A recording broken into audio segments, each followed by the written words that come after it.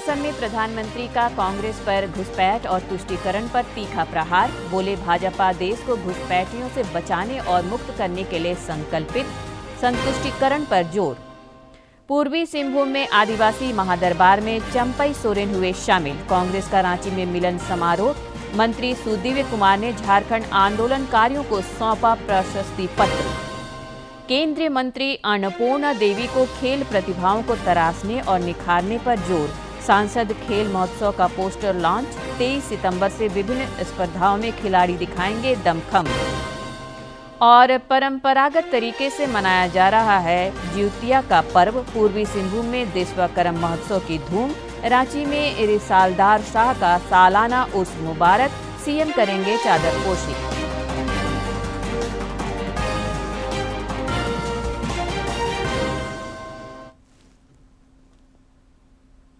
नमस्कार, खबरें झारखंड में आपका स्वागत है। मैं हूं रोज उरांव और अब समाचार विस्तार से।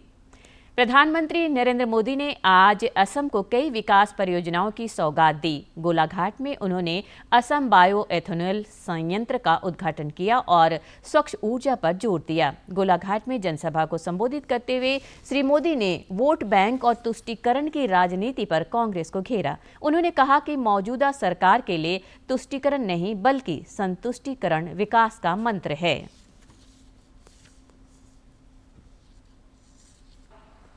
ग्रीन एनर्जी के मामले में हरित ऊर्जा के उत्पादन में भी भारत तेजी से कदम उठा रहा है।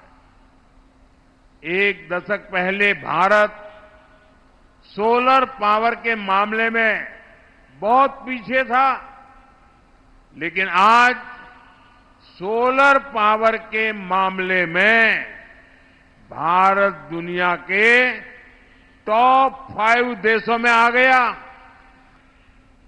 लंबे समय तक कांग्रेस के शासनकाल में गरीबों को तरसाया गया, ठुकराया गया, क्योंकि कांग्रेस का काम एक वर्ग के तुष्टीकरण से हो जाता था।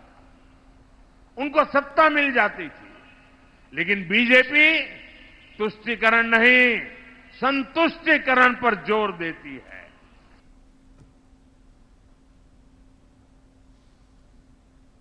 इससे पहले असम के दरांग में आयोजित जनसभा को संबोधित करते हुए प्रधानमंत्री ने पूर्वोत्तर राज्यों के विकास को प्राथमिकता बताया। प्रधानमंत्री ने घुसपैठ की चर्चा करते हुए कांग्रेस पर तीखा प्रहार किया।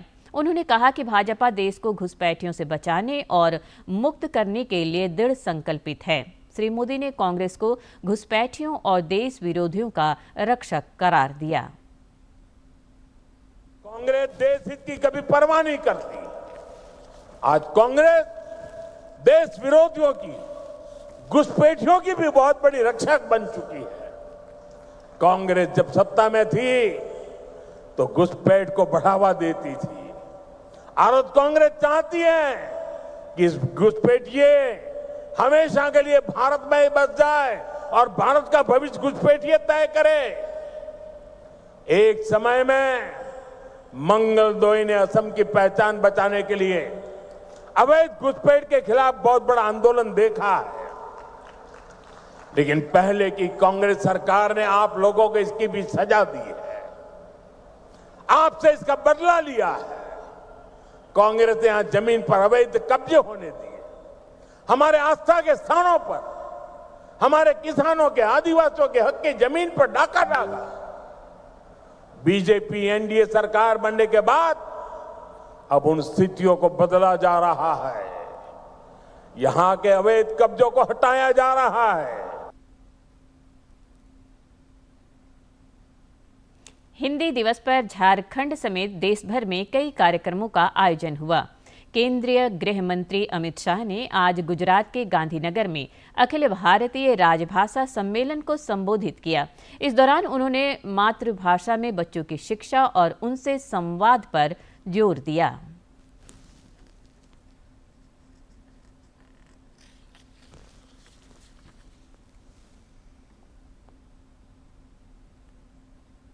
कि एक काम देश के भविष्य के लिए जरूर करिए।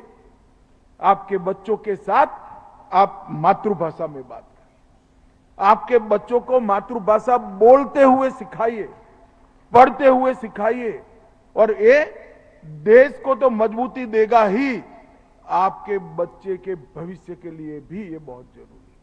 क्योंकि ढेर सारे शिक्षाविद, ढेर सारे मनोवैज्ञानिकों ने ये सिद्ध कर दिया है कि बच्चा अपनी मातृभाषा में सोचता है। अगर उसकी सोचने की प्रक्रिया मातृभाषा में है तो उसकी सोचने की प्रक्रिया में ही, सोचने की भाषा में ही उसका मन विश्लेषण करेगा, इसके तर्क अपनी ही भाषा में गढ़े जाएंगे, उसका अनुमान अपनी ही भाषा में पुख्त होगा और उसके निर्णय लेने की क्षमता भी अपनी भाषा में ही पुख्त होगी। जैसे ही बच्चे पर आप मातृभाषा के अलावे अन्य भाषा थोप देते हो, इसकी 25 से 30% कैपेसिटी इसके मन की उसका अनुवाद करने में चली जाएगी। मेरा सभी अभिभावकों से करबद्ध निवेदन है कि अब समय आ गया है कि आपका बच्चा अपनी मातृभाषा को सीखे। और अगर बच्चा मातृभाषा सीख लेता है, अगर बच्चा मातृभाषा सीख लेता है तो अपने मातृभाषा में पड़े हुए ज्ञान के अगाध भंडार के अंदर गोता लगाने के लिए आप उसको अपने आप एक गोताखोर बना रहे हो। हमारी कहानियां, हमारे गीत, हमारे धर्म ग्रंथ, हमारा तत्व ज्ञान, हमारे उच्च जीवन मूल्यों को गढ़ने वाली कहानियां, ये सब हमारी मातृभाषा में पड़ा है।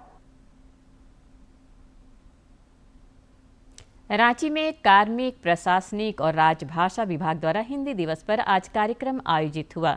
श्री कृष्ण लोक प्रशासन संस्थान सभागार में आयोजित कार्यक्रम के दौरान साहित्य अकादमी सम्मान से सम्मानित साहित्यकार पार्वती तिर्की ने राजभाषा हिंदी को जन जन की भाषा बताया। वहीं अन्य वक्ताओं ने सरल हिंदी के उपयोग और इसके अधिक से अधिक प्रयोग पर जोर दिया। रांची में कार्मिक, प्रशासनिक एवं राजभाषा विभाग की ओर से आयोजित हिंदी दिवस समारोह में कई प्रशासनिक पदाधिकारी और साहित्यकार सम्मिलित हुए। कार्यक्रम में बतौर मुख्य अतिथि साहित्य अकादमी पुरस्कार से सम्मानित साहित्यकार पार्वती तिर्की ने हिंदी को जन जन की भाषा बताया और हिंदी भाषा के महत्व पर प्रकाश डाला। हिंदी को जन जन की भाषा कहा जाता है। जब ईस्ट इंडिया कंपनी आई थी 1800 में फोर्ट विलियम कॉलेज की जब स्थापना की गई तो उसका जो उद्देश्य था वो भारत की जो जन भाषा है उसको समझना था। भारत की एक बड़ी जनमानस और बड़ा समूह इस भाषा का प्रयोग करता है और कई वर्षों से इसका प्रयोग था। तो उन्होंने भारतीय जनमानस को समझने के लिए हिंदी को समझने की कोशिश की। तो यह भारतीय लोगों के भाव की अभिव्यक्ति का बहुत ही सटीक और बहुत ही मजबूत माध्यम रहा। कार्यक्रम में शामिल हिंदी भाषा के विशेषज्ञ डॉक्टर हीरानंदन प्रसाद ने हिंदी भाषा के इतिहास पर प्रकाश डाला। हम स्वतंत्रता के पूर्व 15 अगस्त 1947 के पूर्व की हिंदी की बात करते हैं और फिर 15 अगस्त 1947 के पश्चात बात करते हैं। तो इन तमाम हिंदी साहित्य के इतिहास यह साक्षी है, गवाह है कि हिंदी के विकास में अवरोध अगर कहीं है तो वह अवरोध है हमारी गुलामी। वहीं उप मुख्य निर्वाचन पदाधिकारी देवदास दत्ता ने कविता पाठ कर राजभाषा हिंदी के महत्व को अंगीकार किया। पावस की उमस से आकुल तिक्त मधुर विष तंतु खोजते हंसों को घिरते देखा है।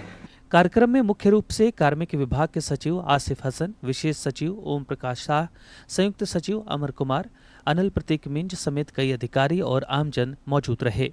डीडी न्यूज के लिए रांची से सहयोगी सौरभ और सूरज के साथ प्रणय प्रबोध की रिपोर्ट।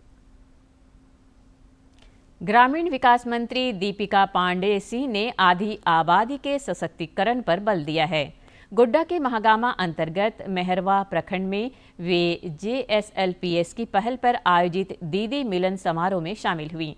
इस दौरान उन्होंने परिसंपत्तियों का भी वितरण किया। ग्रामीण विकास मंत्री ने 2 स्कूलों में कक्षा निर्माण कार्य का शिलान्यास किया और शिक्षा के क्षेत्र में गुणात्मक सुधार पर जोर दिया।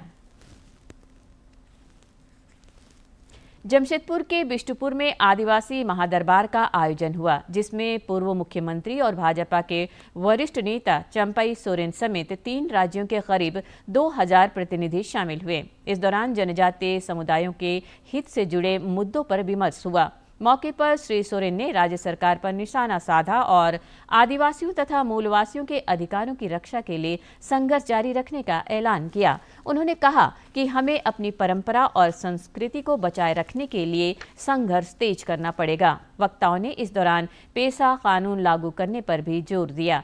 आदिवासी महादरबार में जनजातीय समूह के कई नेता मौजूद रहे। 24 तारीख को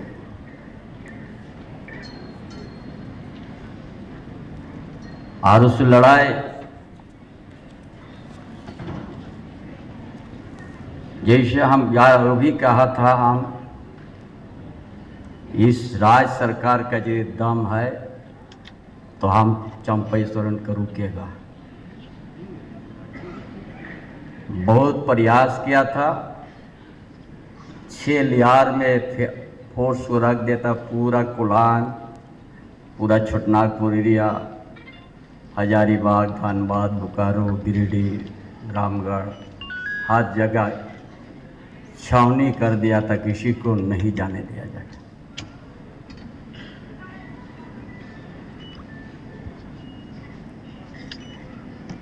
हमने यही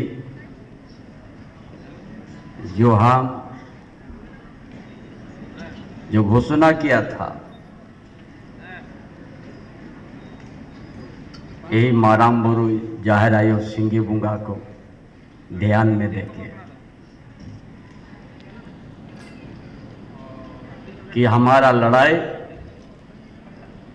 नागरी में जीत होना चाहिए।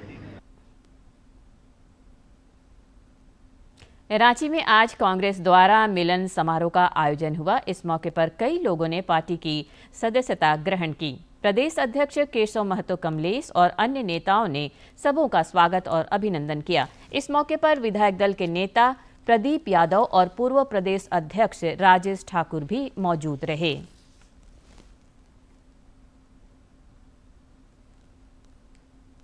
नगर विकास और पर्यटन मंत्री सुदिव्य कुमार ने आज अपने विधानसभा क्षेत्र अंतर्गत गिरिडीह प्रखंड के 250 झारखंड आंदोलनकारियों को आंदोलनकारी प्रशस्ति पत्र सौंपा। इस दौरान उन्होंने पृथक राज्य निर्माण में आंदोलनकारियों के योगदान की सराहना की। नगर विकास मंत्री ने सामूहिक प्रयास से आंदोलनकारियों के सपनों का झारखंड बनाने का संकल्प दोहराया।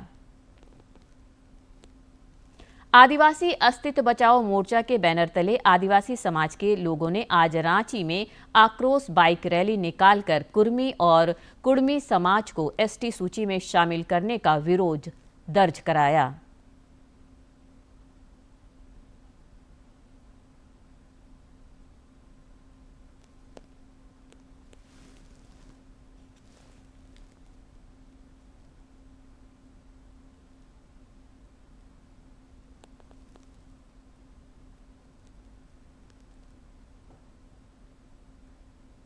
का शांतिपूर्ण तरीका से है। इसका एक ही मकसद है कि जो कुर्मी लोग जो आदिवासी दर्जा का जो मांग कर रहे हैं उसका विरोध के लेकर आज हम लोग बाइक रैली, आक्रोश बाइक रैली का हम लोग आयोजन किया। आप संस्कृति की, सभ्यता की, इतिहास की बोलिएगा, कुछ भी नहीं मिलता जुलता है। सभ्यता की बोलिए तो वो नदी घाटी सभ्यता से आते हैं। हम आदिवासी लोग सदियों से जंगलों में रहने वाले लोग हैं। जहाँ तक पेशा की बात करेंगे तो वो कृषक हैं और हमारे पुरखे हंटर और गैदरर से जो 3 डीएनए रिपोर्ट आया 2018 में, 2019 में और लेटेस्ट 2024 में कैलिफोर्निया यूनिवर्सिटी का रिपोर्ट आया, सब में यह चीज साबित हो चुका है। और देखिए, झारखंड सरकार ने जो रिकमेंडेशन भेजा था वो रिकमेंडेशन को भी केंद्र सरकार 2015 में रिजेक्ट कर दिया है। कोडरमा लोकसभा क्षेत्र में 23 सितंबर से सांसद खेल महोत्सव की शुरुआत होगी। केंद्रीय मंत्री अन्नपूर्णा देवी ने महोत्सव का पोस्टर लॉन्च किया। कोडरमा लोकसभा क्षेत्र में 23 सितंबर से 25 दिसंबर तक सांसद खेल महोत्सव के तहत 8 तरह की स्पर्धाएं आयोजित होंगी। केंद्रीय मंत्री अन्नपूर्णा देवी ने कोडरमा में खेल संघों के पदाधिकारियों के साथ महोत्सव का पोस्टर लॉन्च किया। इस दौरान उन्होंने खेल प्रतिभाओं को तराशने और निखारने पर जोर दिया। खेल महोत्सव 2025 का पोस्टर लॉन्च हुआ है और सांसद खेल महोत्सव जो माननीय प्रधानमंत्री जी के माध्यम से सभी सांसदों को ये आग्रह किया गया है कि अपने अपने क्षेत्र के अंदर सांसद खेल महोत्सव का आयोजन आप कराएं और ज्यादा से ज्यादा खेल के प्रति जो हमारे युवा जो खिलाड़ी हैं उनको ज्यादा से ज्यादा संख्या में लोगों की भागीदारी बन सके। उन्होंने कहा कि केंद्र सरकार खेल और खिलाड़ियों को लगातार बढ़ावा दे रही है। राष्ट्रीय खेल नीति इस दिशा में मील का पत्थर साबित होने जा रही है। मौके पर पत्रकारों से बातचीत में केंद्रीय मंत्री ने समसामयिक विषयों के भी जवाब दिए। तो इस तरह 8 प्रकार के खेल हैं जिसमें कि हमारे खिलाड़ी भागीदारी लेंगे और 23 सितंबर से लेकर 25 दिसंबर तक इस खेल का आयोजन किया जाएगा और इसमें चाहे वो जो खिलाड़ी हैं फुटबॉल के, उसके अलावे विद्यालय के भी ये हमारा प्रयास होगा कि 8, 9, 10 या 9, 10, 11, 12 जो बच्चे हैं तो वो भी भाग लें। प्रधानमंत्री नरेंद्र मोदी की पहल पर सांसद खेल महोत्सव ने प्रतिभाओं को मंच प्रदान किया है। शहरों के अलावा ग्रामीण क्षेत्रों की प्रतिभा भी इससे निखर रही है। कोडरमा से गजेंद्र बिहारी सिन्हा की रिपोर्ट। राजधानी रांची समेत राज्य भर में आज जिउतिया का त्योहार मनाया जा रहा है। इस पर्व में महिलाएं संतान की लंबी आयु के लिए निर्जला उपवास रखती हैं। केंद्रीय मंत्री अन्नपूर्णा देवी समेत कई राजनेताओं ने जिउतिया की बधाई और शुभकामनाएं दी हैं।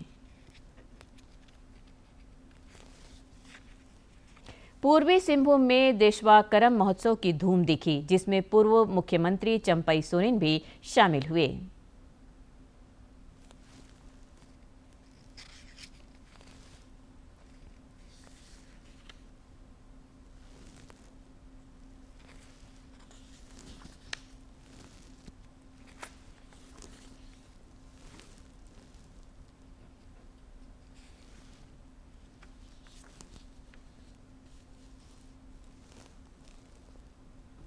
रांची में हजरत कुतुबुद्दीन रिसालदार शाह बाबा का 5 दिवसीय सालाना उर्स मुबारक चल रहा है, जिसमें अकीदतमंद लगातार पहुंच रहे हैं। मुख्यमंत्री हेमंत सोरेन आज मजार पर चादर पोशी करेंगे और कव्वाली मुकाबले का उद्घाटन करेंगे।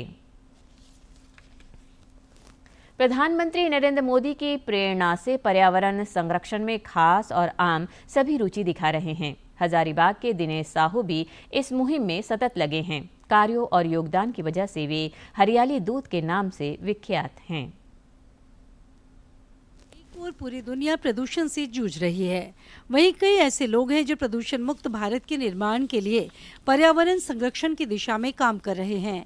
हजारीबाग के चौपारण के डुमरी पंचायत निवासी दिनेश साहू उनमें से एक हैं। ये बीते 25 वर्षों से वृक्षारोपण कर और पेड़ पौधों का संरक्षण कर रहे हैं।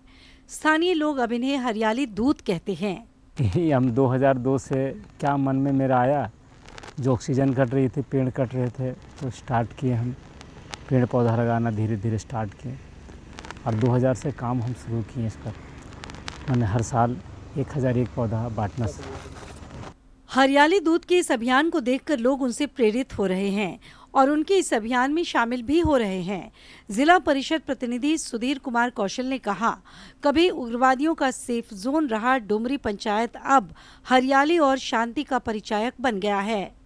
पर्यावरण को सुरक्षित करो और शुद्धता की ओर ले जाओ, और इसमें हम लोग स्वामी विवेकानंद युवा शक्ति के माध्यम से हम लोग जुड़े थे और हम लोग ने प्रत्येक ये प्रखंड के 26 पंचायत है, 2600 पंचायत में हम लोग कार्य किए और इनके नेतृत्व में संतोष जी के हम लोग साथ में काम कर किए हैं और इसमें साबित हो गया है कि सारे आज हमारे वनरक्षी हमारे पंकज जी हैं, हमारे उनके सहयोगी जी लोग हैं और अभी पूरे जंगल में जहाँ कभी यहाँ पर उग्रवादियों के अड्डा रहा करता था। इस क्षेत्र को पंकज जी के आने से और हरियाली दूत के सहयोग से अभी देखिएगा कि पूरा गोविंद यहाँ से लेके आपका डैम के आगे तक हम लोग देखे हैं कि हरियाली हरियाली है। वहीं स्थानीय युवक संतोष कुमार ने कहा कि उन्होंने दिनेश साहू से प्रेरित होकर 200 पेड़ लगाए हैं। दिनेश सर रोज आकर पौधों की सिंचाई करके, पौधों को देखभाल करके पौधों को बड़ा किए और उनका अभी भी देख रेख करते हैं। अगर इनका कोई एक टहनी तक काट देता है तो उनके साथ उग्र व्यवहार करके उनको अच्छा शिक्षा देते, बोलते एक 1 लाइफ 1 ट्री, 1 ट्री 1 लाइफ, उनको शिक्षा देते हैं और वो भी एक इनसे मोटिवेट होकर पेड़ लगाने का प्रयास करता है। हम इनसे मोटिवेट होकर लगभग 200 पेड़ लगाए हैं। विकास की दौड़ में पर्यावरण की अनदेखी मानव जाति के लिए ही नहीं बल्कि वन्य जीवों के लिए भी खतरा पैदा कर सकती है। आवश्यकता है धरा को हरा भरा बनाए रखने की ताकि जैव विविधता की कड़ी न टूटे और पर्यावरण भी सुरक्षित रहे। डीडी न्यूज के लिए हजारीबाग से नीतीश कुमार की रिपोर्ट। राज्य में एक बार फिर बारिश का सिलसिला थोड़ा बढ़ गया है। रांची में आज अच्छी बारिश हुई। इधर दक्षिण पूर्व बंगाल की खाड़ी के ऊपर बने चक्रवातीय प्रवाह की वजह से झारखंड में कल से 17 सितंबर के दौरान लगभग सभी जिलों में हल्के से मध्यम दर्जे की बारिश के आसार हैं।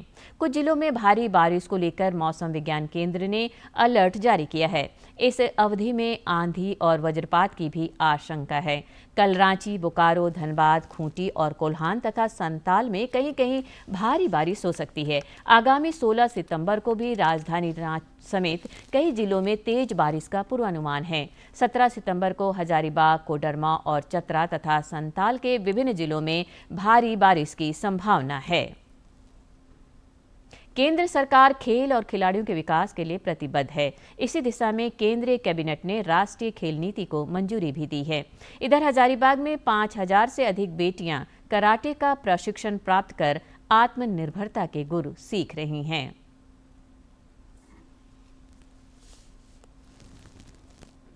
हजारीबाग की 4 बेटियां ग्रामीण बच्चियों के लिए आशा की किरण बनकर उभरी हैं। जिले की प्रतिमा कुमारी, फौजिया परवीन, अलका कुमारी और निशा भारती ग्रामीण बेटियों के लिए किसी मिसाल से कम नहीं।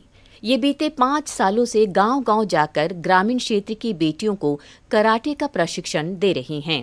रास्ते में अगर निकल रही है बच्चे लोग तो कोई छेड़ दिया या फिर घर पे ही बहुत लोगों को बोला जाता है कि पढ़ाई करने नहीं मिलेगा, बाहर निकलने नहीं मिलेगा, घर में ही रहो। तो अगर कराटे बच्चे लोग को हम सिखा रहे हैं तो वो लोग में सेल्फ कॉन्फिडेंस भर के आ रहा है अंदर से। वो लोग पढ़ाई करना चाह रही है, बाहर में कराटे सीखती है तो वो लोग को सेल्फ कॉन्फिडेंस आता है, सेल्फ मोटिवेट होती है।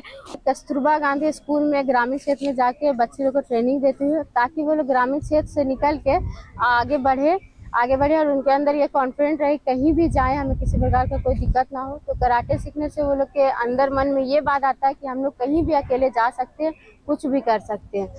बेटियां अगर आत्मनिर्भर होगी तो और भी बेहतर कर सकती है। हजारीबाग की रहने वाली 4 बेटियों ने एक बड़ा बीड़ा उठाया है कि गांव की बेटियों को आत्मनिर्भर बनाने का, जो शहर से गांव सेल्फ डिफेंस के लिए कराटे सिखाने के लिए जाती है। प्रतिमा कुमारी, फौजिया परवीन, अलका कुमारी और निशा भारती, इन 4 बेटियों पर समाज को गर्व है। गांव की ये चारों बेटियां बेटी बचाओ बेटी पढ़ाओ अभियान को चरितार्थ कर रही हैं। वहीं आत्मरक्षा से आत्मनिर्भरता के गुर सीख रही बेटियों की माने तो उनका आत्मविश्वास बढ़ा है। प्रशिक्षण प्राप्त कर रही छात्रा गगन कुमारी ने कहा कि कराटे सीख कर वे आत्मरक्षा कर पाएंगी और बाहर पढ़ाई में समस्या नहीं होगी।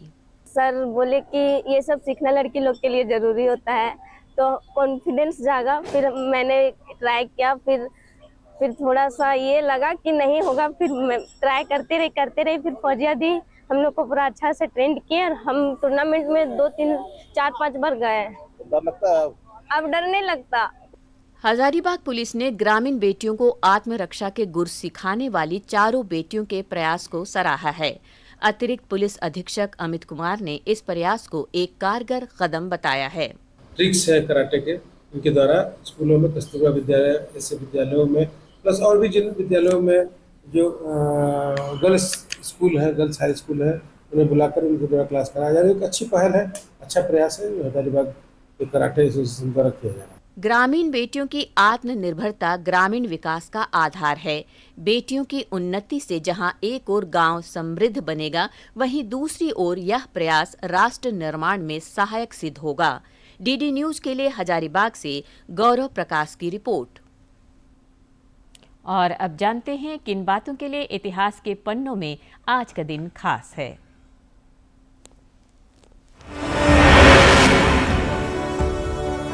14 सितंबर साल 1949 को संविधान सभा ने हिंदी को राजभाषा के तौर पर मान्यता दी।